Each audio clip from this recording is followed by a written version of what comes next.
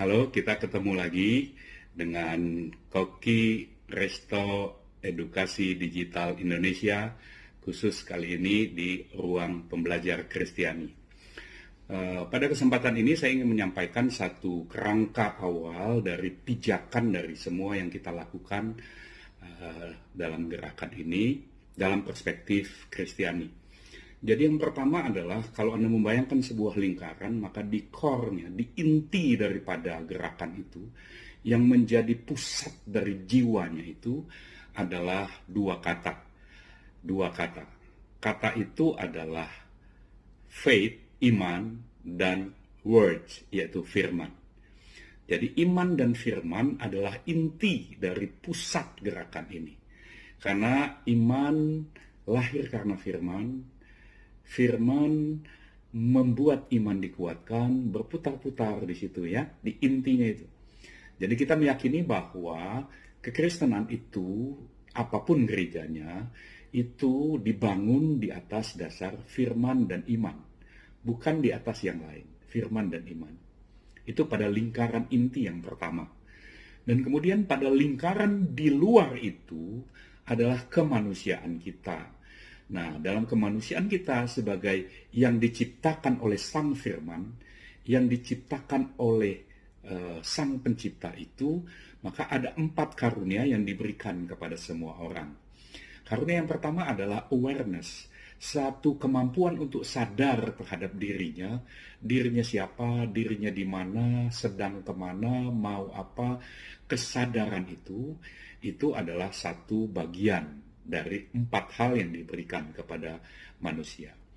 Bagian yang kedua adalah conscience, hati nurani. Kita diberikan Tuhan, dikaruniakan kemampuan untuk membedakan yang baik dan yang buruk, yang bermoral dan tidak bermoral. Nah, kasus-kasus seperti ini tidak diberikan kepada pohon misalnya, kepada benda-benda alam yang lain gitu ya.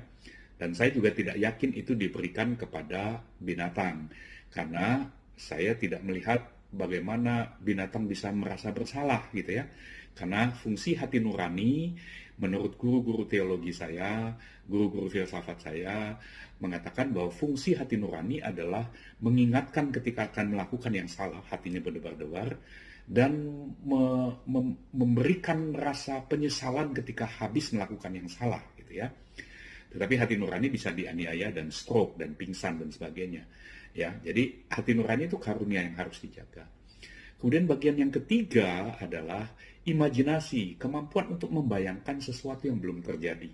Termasuk kemampuan kita membayangkan satu hari kelak kita akan bertemu dengan siapa yang kita percayai, siapa yang kita imani, siapa yang kita sebut Tuhan, yang namanya mempengaruhi kehidupan kita seumur hidup kita. Jadi itu daya imajinasi. Seperti seorang arsitek bisa membangun satu gambar market sebelum bangunannya sendiri ada. Itu fungsi daya imajinasi.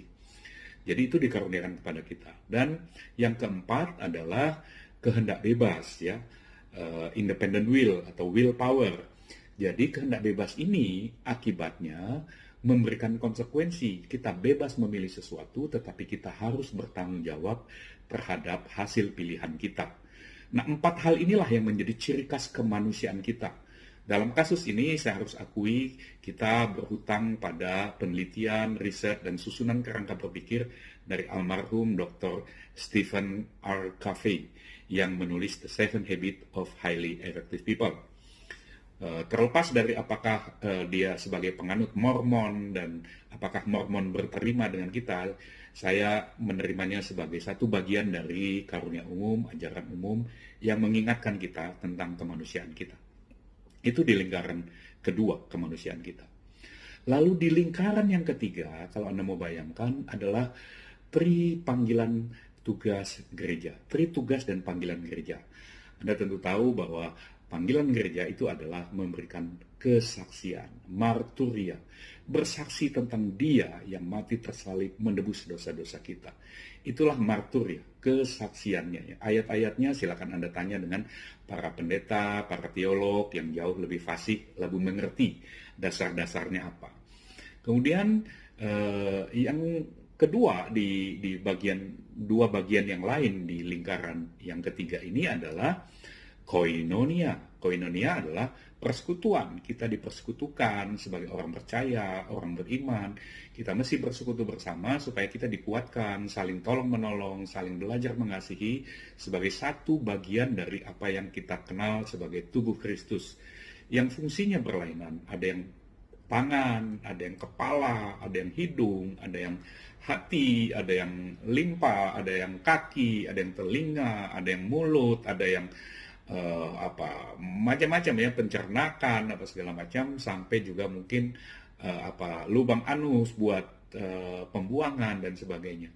Semua itu diperlukan supaya tubuh ini berfungsi, tetapi kepalanya, mindnya adalah Tuhan sendiri. Karena itu semua harus takluk, semua harus tunduk oleh komando dari Sang Kepala Gereja, yaitu Tuhan Yesus sendiri.